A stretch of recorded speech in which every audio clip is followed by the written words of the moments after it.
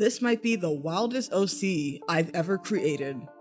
I had no story, no plan, just a fire idea, and a face I couldn't stop painting. Inspired by Blade, Castlevania, and a random fan edit I saw at 2 a.m. that hit way too hard. Somewhere along the way, this character became real, and she had a story to tell, whether I was ready or not.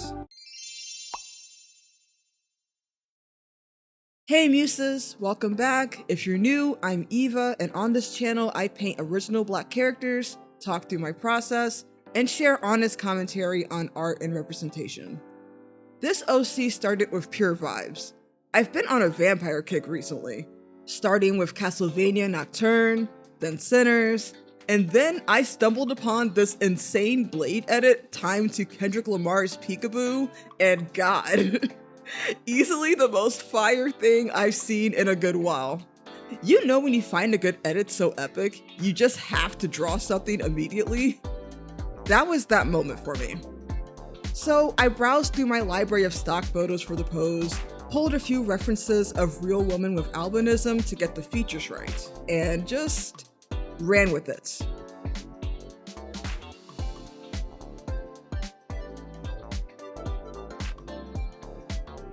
So you notice I paint directly onto the canvas with no undersketch. I just get started because I just find it to be a much faster way to just begin the painting. And also for later on, if I have to make any changes, it's just much easier to edit and just kind of get to the point. So that's why you notice I'm just kind of, I'm just kind of painting from the reference and just, trying to move forward that way.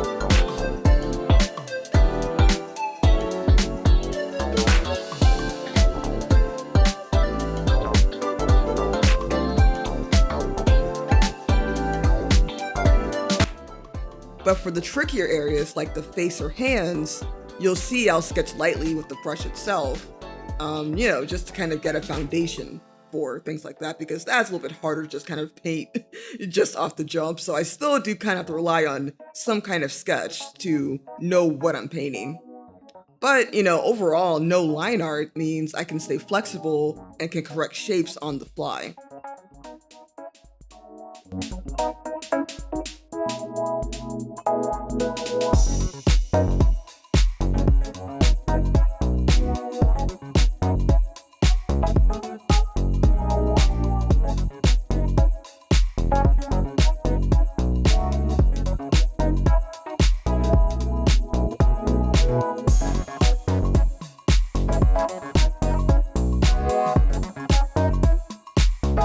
Like I said, even though she came from my imagination, I used a reference for her pose.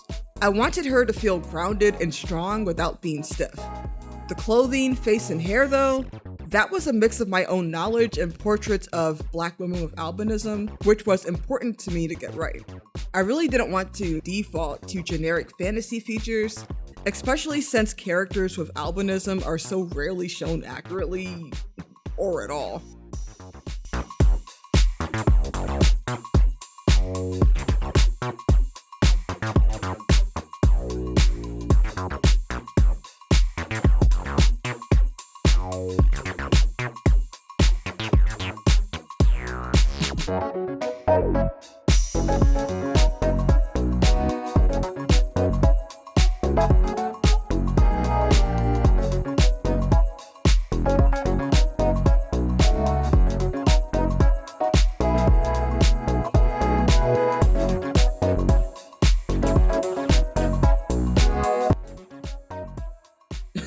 Sorry about that. You just noticed I changed tablets in the middle of this.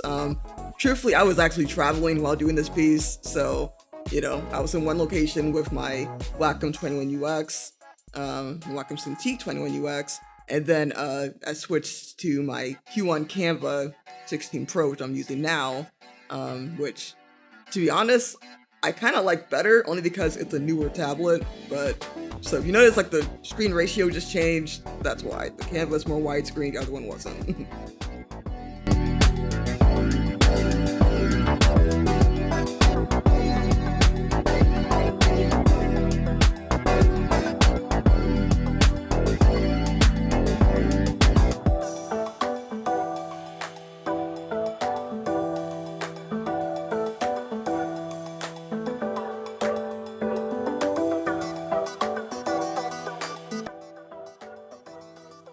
Just want to talk a little bit about observation versus accuracy. So you see here, like I'm painting her face, but like the reference I'm using doesn't look like her. But I am kind of like using that as an angle reference and a pose reference, even a shadow reference for her face. And it still helped me understand how to approach features common with women in albinism, thanks to the other images I had of them. So it helped me kind of understand, how to go about painting their skin, again, the paler undertones, the light brows, and just how the shadows fall differently. And you notice, like, she doesn't really look like a real person. She's still in my style. She still kind of looks like my style, but I still like having the more realistic rendering on top of that because, I don't know, it kind of makes a more unique appearance to it all, and it's a little bit more freeing too. I'm not like married to having it look perfectly realistic. As long as it communicates the idea, which is, this character's face, then that's all that really matters to me at this point, And then also helps that it allows my style to shine through.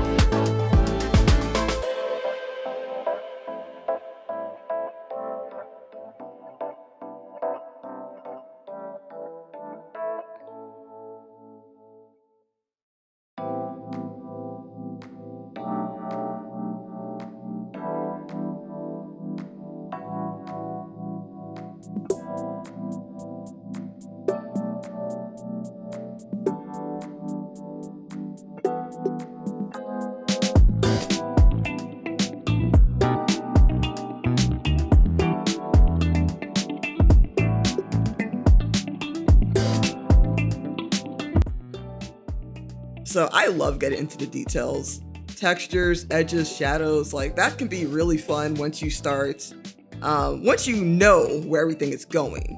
But it's really important to continuously make sure the foundation is set correctly. So that's why you see me constantly throughout this piece, as you see me zooming in and out, because I want to check the big picture and prevent getting tunnel vision. So I always zoom out to make sure, okay, this is making sense, because sometimes I can get in the details and I zoom out and it's like, yikes, like what is this? So always zoom out. It may look crazy in this time lapse, but trust me, when you're actually doing the piece, it's a very helpful thing, like habit to get into.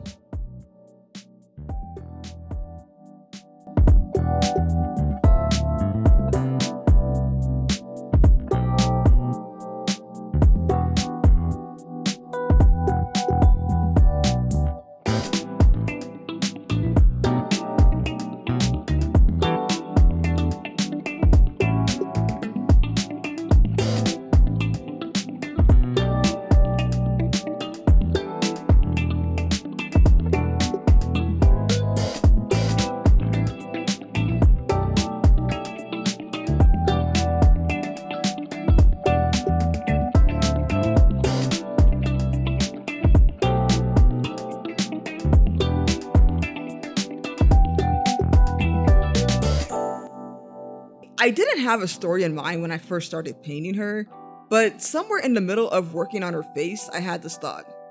What if her albinism wasn't just part of her identity? What if it was her power? Like, what if she comes from this secret bloodline of vampire hunters who don't just fight in the dark? They carry the lights, and the sunlight in her skin is literally lethal to vamps. She doesn't have to swing a sword to warn them, she is the warning. I don't know.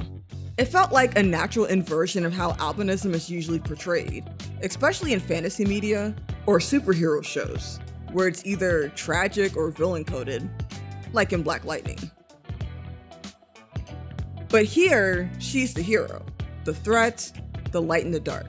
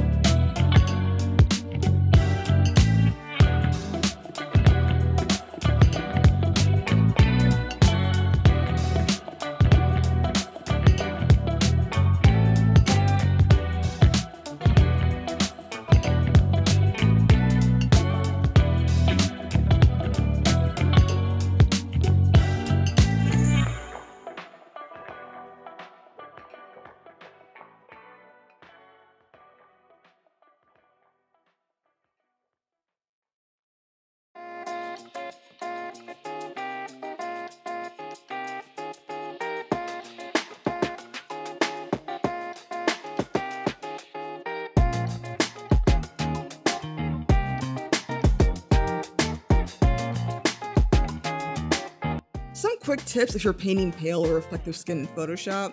Stay away from harsh shadows. Build them up slowly with soft brushes and cooler tones like blue and pale purple. Also, rim light is your best friend. I used it on her jaw and shoulder to make the form pop out without needing tons of contrast. And don't forget to bounce light from nearby surfaces. The environment helps bring her into the world, even if the background's abstract and loose, like mine is in this case. I also made sure her hair didn't just sit flat. I added strands, movement, and glow to really sell the volume. Hair can make or break a portrait like this, so even when it's like mostly white, still add color, still build up the values.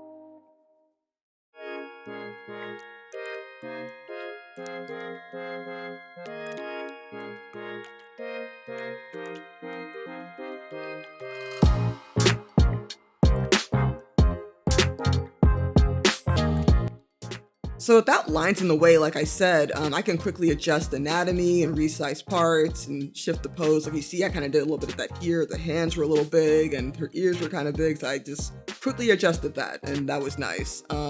Didn't have to like do a huge amount of repainting, just shrank it and just kind of adjusted the spots needed fixing and done.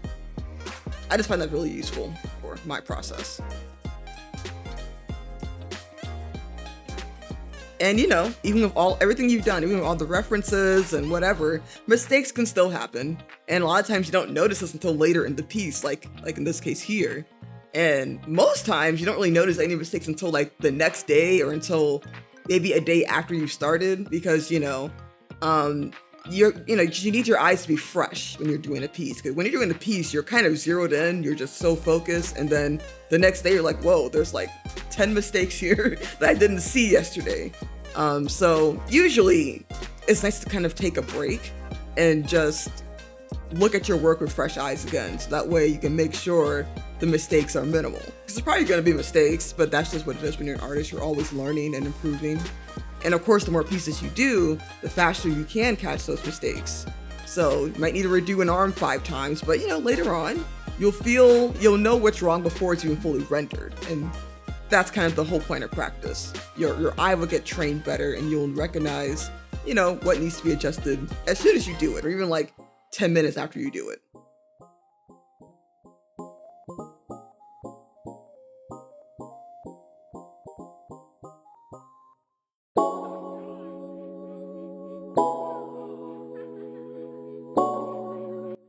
So here is the finished piece, and I'm pretty happy with it. So, good news. She's up in my print shop at printshop.golden-muse.com. The link's down below in the description if you're interested in purchasing a print, or any merch, which includes tote bags, pillows, or anything else you'd like this lovely face on. So honestly, this piece reminded me why I love making original characters. She started off from a random edit, grew with research, and by the end, she could be a potential character of her own story. So now I want to know, what would you name her? Drop your best ideas in the comments, because I've got nothing yet, and I'd love to hear what you think fits her vibe. And if you enjoyed this, check out some of my other art commentary speed paints. You'll love my previous piece, another original character with a wild story and even wilder foundation. I'll see you over there. And remember, stay golden.